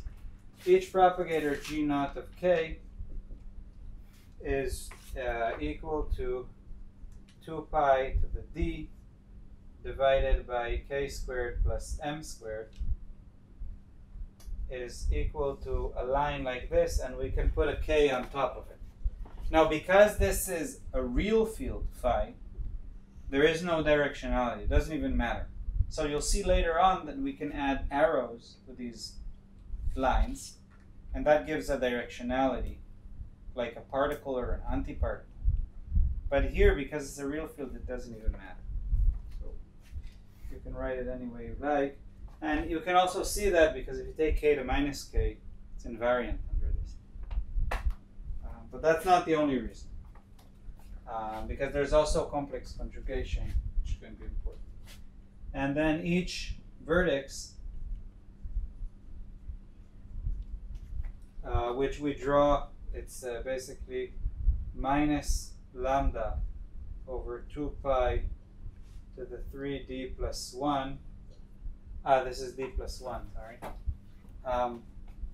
We draw it like this.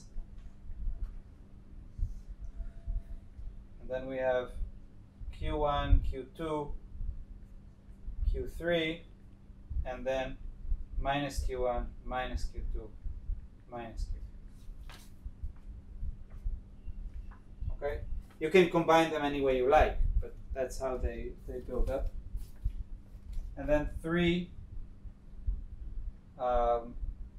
you impose momentum conservation.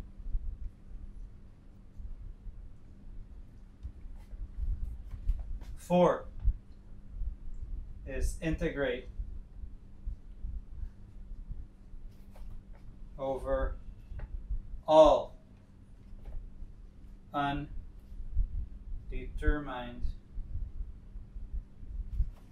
momenta. So what do we mean by undetermined? So this k, remember k is a function of the external thing. So k is fixed. But this q that we ended up with in the diagram, it's undetermined. It's not external. And therefore we need to integrate over it. And then the last Feynman rule is, maybe I'll write it here, 5, sorry for being is, figure out what Q is. So that's the last Feynman rule. Okay, so the only thing we don't know how to do is figure out Q. So now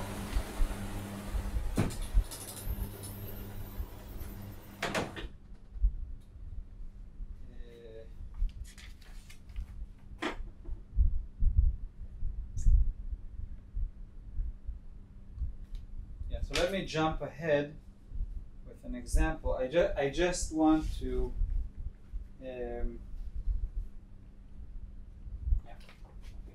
I just want to make one last comment about this order, and then we'll go to higher order terms and try to get an intuition how to compute these combinatorial factors Q.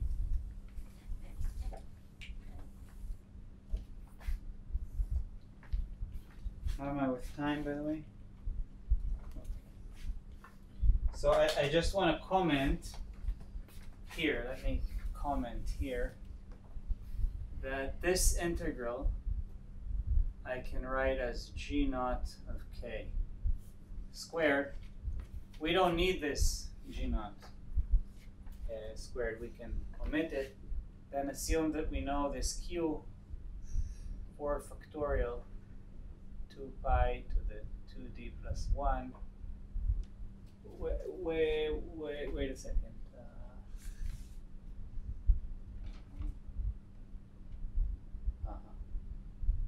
Okay. 2d plus 1. And then we have and then we can rewrite this as s d sd, an integral dq q to the d q squared plus m squared, where sd is 2 pi d plus 1 over 2 divided by gamma of d over 2 plus 1. This is the area of a sphere in d plus 1 dimensions. So we can make, in this case, because it's so simple, we can just, and then this integral is whatever it gives. You can compute it. It depends on the dimension. You will notice that there are dimensions in which it diverges in the IR, which means small q.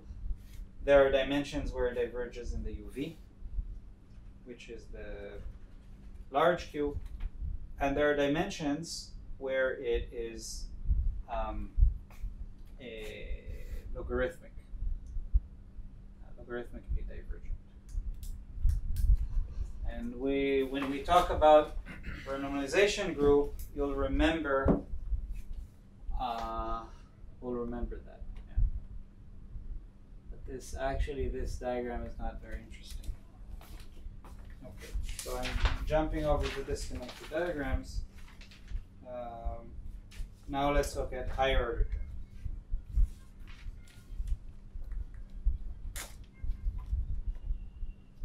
Higher order terms. So let's look at oh, wait a second. Yeah, okay.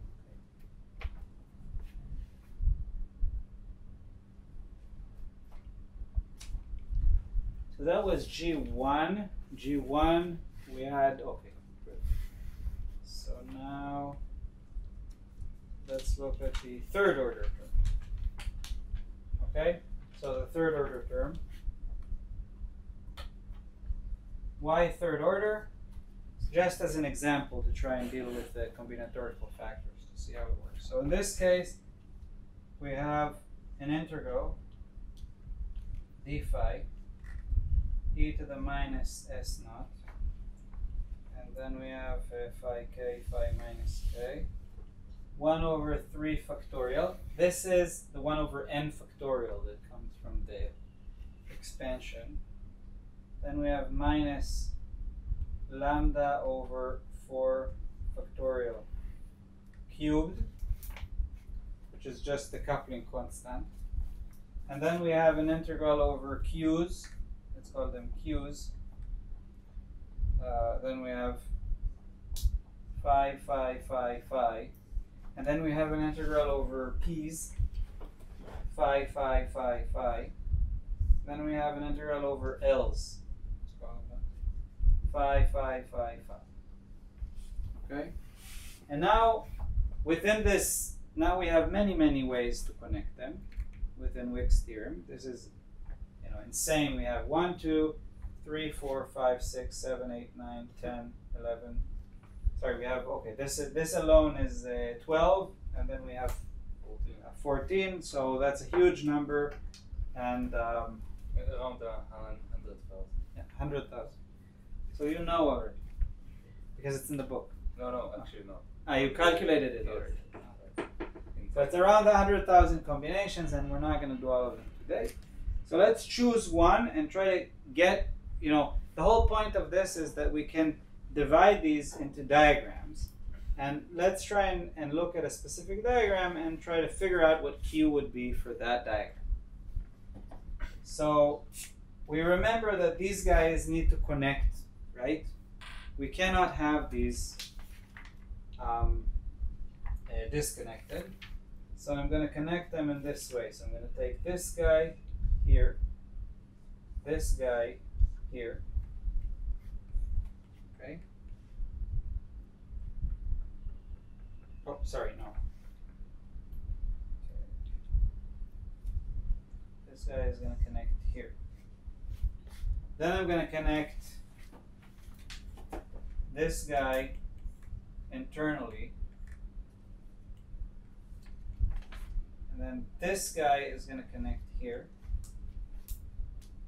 And then here, these guys are going to connect like this, and like this.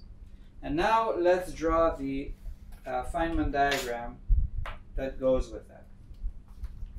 So I'm going to draw the Feynman diagram here, below. Okay? So we have K on this side and K on this side. That's what goes in and goes out. So you could imagine that this is like dissecting this. So this, one of these lines is like the incoming, and the other line is the outgoing. We've opened it. Now we have the P's. So this guy is closing internally, so we have something like this, an integral over P. Now what happens here? Here we have it's connecting. So basically, you see, okay, let me try and explain what I'm doing here. So this line here is this line. I'm now walking along this line. Okay? So I'm connecting to this. So then this does a bubble internally. This is this bubble. This is P. Oh, sorry, I called it Q. This is an integral over Q. Okay? Now I'm continuing. Now this guy continues to connect here. Okay. Okay. So that's this vertex. Now you already see that from this vertex I go out of the diagram. So this vertex continues out of the diagram. But there is a pair here that continues to another vertex. So it's like this and like this. And then this guy is going to be like an integral over P. In this diagram, it's going to be an integral over L. Okay, so that's the Feynman diagram version of this thing. Okay, and in between, we can now figure out that it must be also K. How do I know that it needs to be K? Conservation. Yes, I know that here I have an incoming of K. A bubble like this is Q coming in and Q coming out, so nothing added, nothing lost. So it goes back to K. And then same thing here. Here I have P and this L, it's like P coming out, P coming in, L coming out, L coming in, and therefore it remains K. So this is the diagram we have. So now let's calculate Q. What is the combinatorial factor of Q? So the claim is that this is 3 factorial times 4 times 3 times 4 times 3 times 2 times 4 times 3 times 1/2. Okay, that's not very informative, but let's go one by one. So the claim is that this guy is interchange of vertices. Interchange vertices.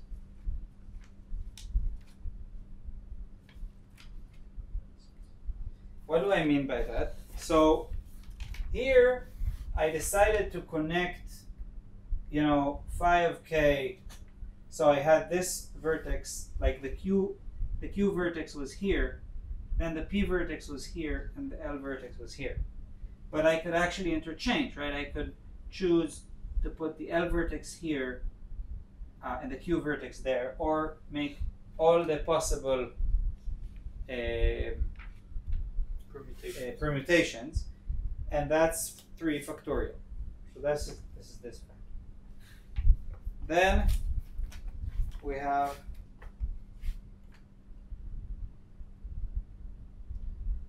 now what's going on? What's the time? Hold on, let me tell him. I cannot answer.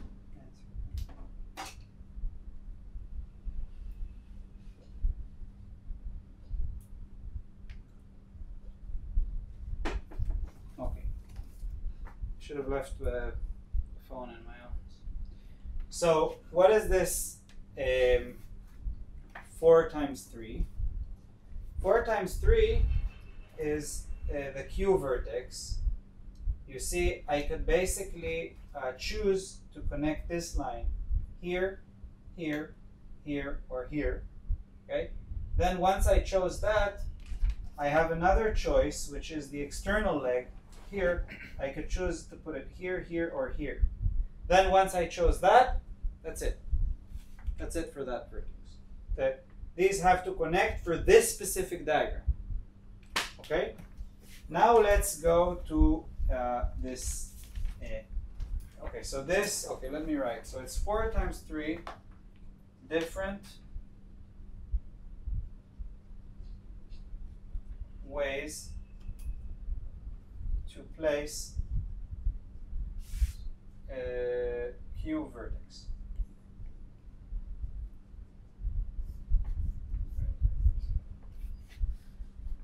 Okay, now it's exactly the same story for the L vertex. Why? Because for the L vertex, again, I could have this line come in here, here, here, or here.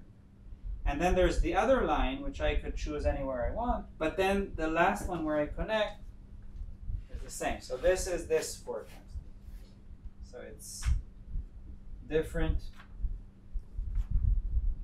ways to place a L vertex. Now this guy is different because it's the P vertex. See, the interesting fact about the P vertex is that the P vertex has all lines coming into it or going out of it, and therefore we have more choose options, right? Say I take this line, I could put it here, here, here, or here. Then once I chose that, I could have this line here, here, here, or here. And then the last one is I could have an external line, here or here. And then once I chose that, the last line is. So this is stupid. I could write this like 4 factorial basically. Okay, whatever. But this is ways to place the P vertex. Okay, and then the 1/2 factor.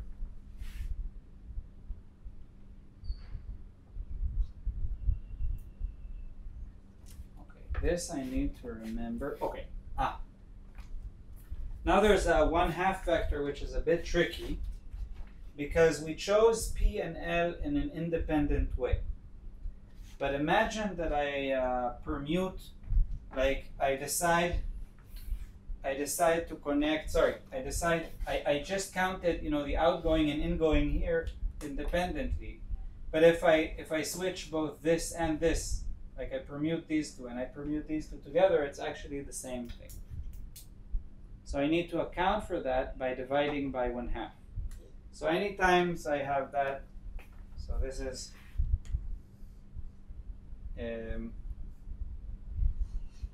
permuting legs in P and L simultaneously.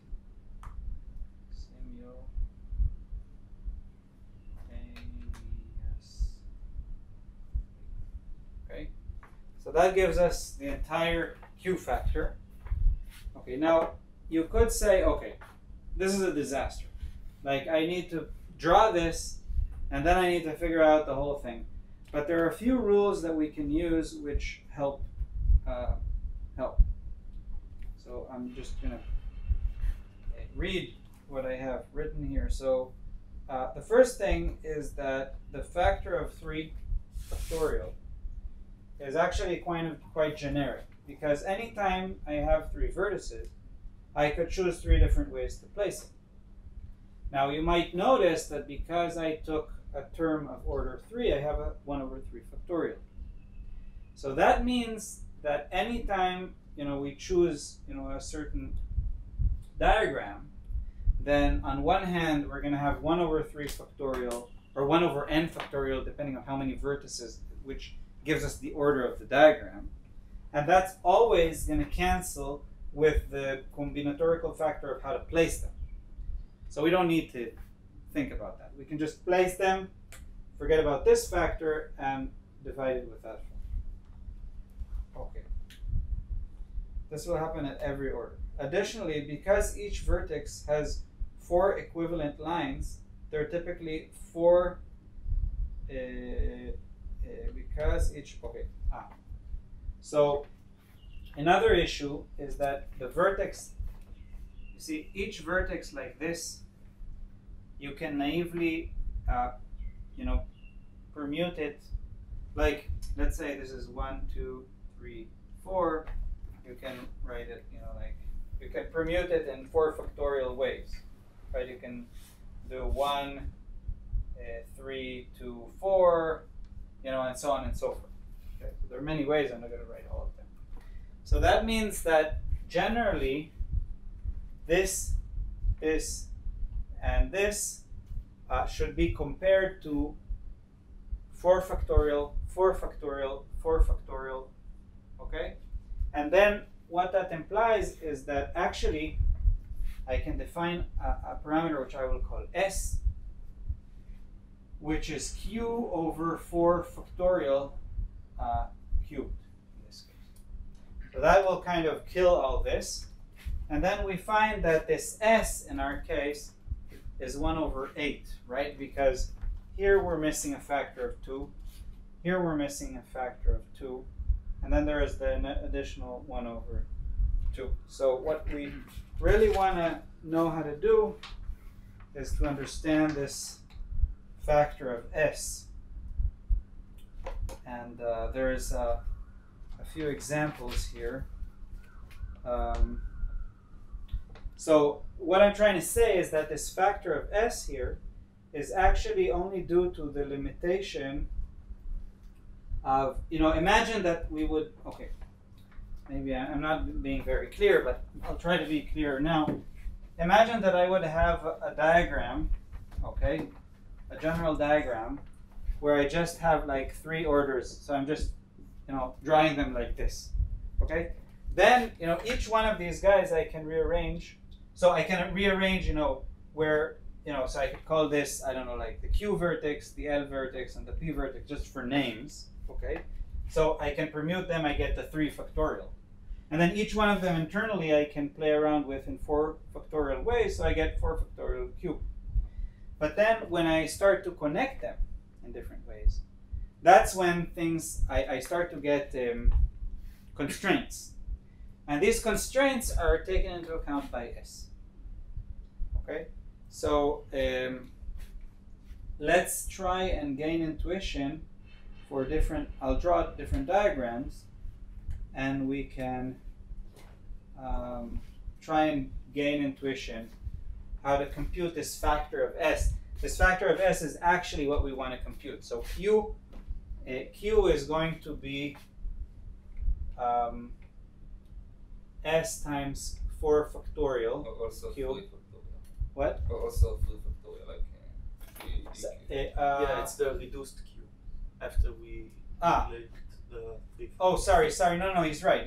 What I wanted to write is that S is 1 over 3 factorial in this case. No, that's right. I want to, the Q that I wrote here, okay? I want to, or here I should have written. Oh, sorry, I didn't even write. So I want to write that this. Okay, sorry. Okay, I didn't write this. So let me write it explicitly. Okay, let me take down the board. I'll write it.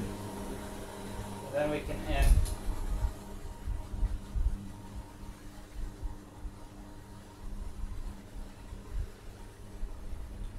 Yeah, what I meant to say, okay, is that in the end, okay, this is super important, because what I really want to say is that in the end, what I want to do is I just want to draw a diagram like that, and what this diagram really tells me is that this is G naught of K to the power of 3. Here I have K, here I have K, here I have K, and then I have an integral dq. So I have lambda to the power of I have 3 factorial, 4 factorial to the 4 to the 3, sorry, to the 3, and then I have this integral in this case dp over 2 pi to the d plus 1. 2 pi,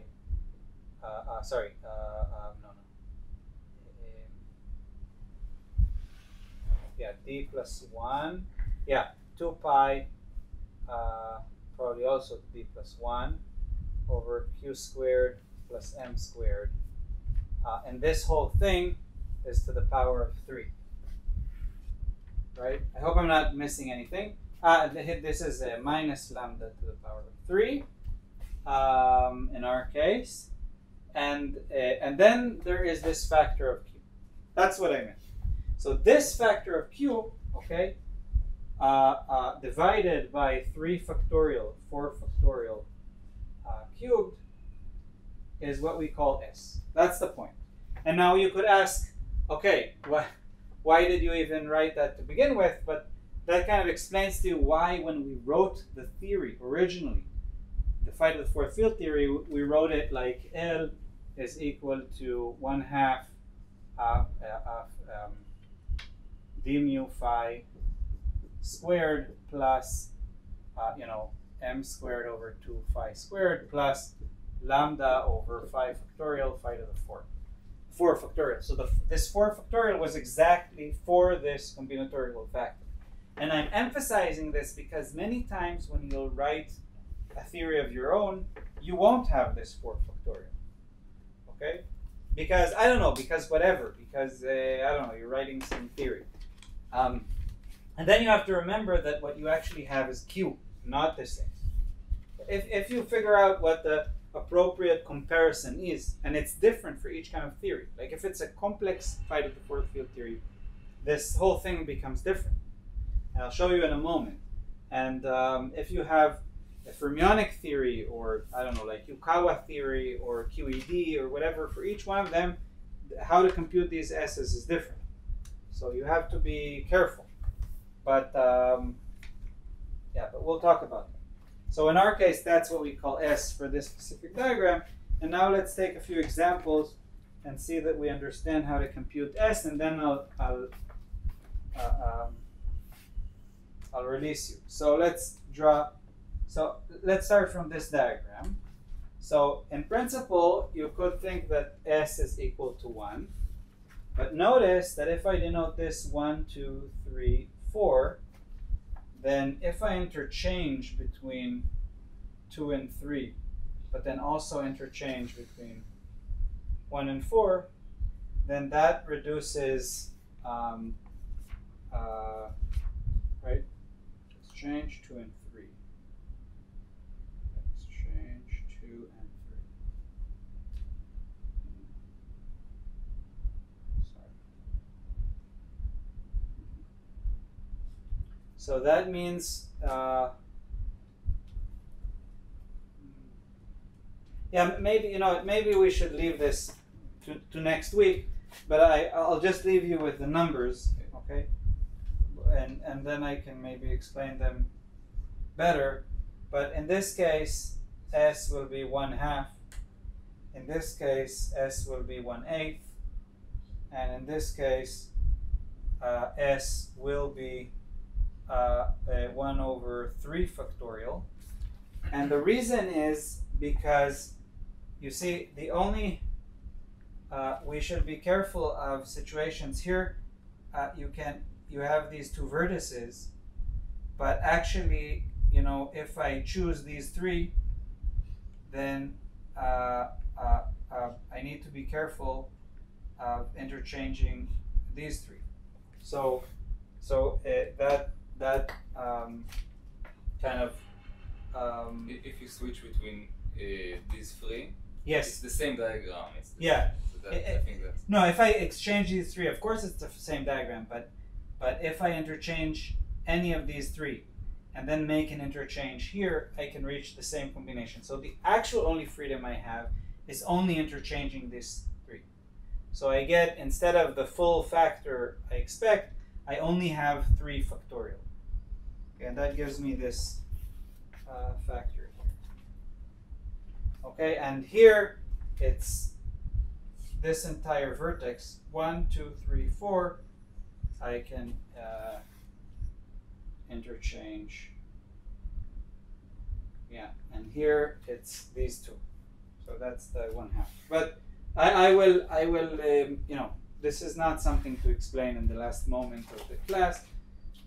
You can think about this at home, and next week we'll figure out like the methodological way of figuring out these S factors. Okay, but that's like a different. Okay? Okay. Have a nice weekend. Thank you.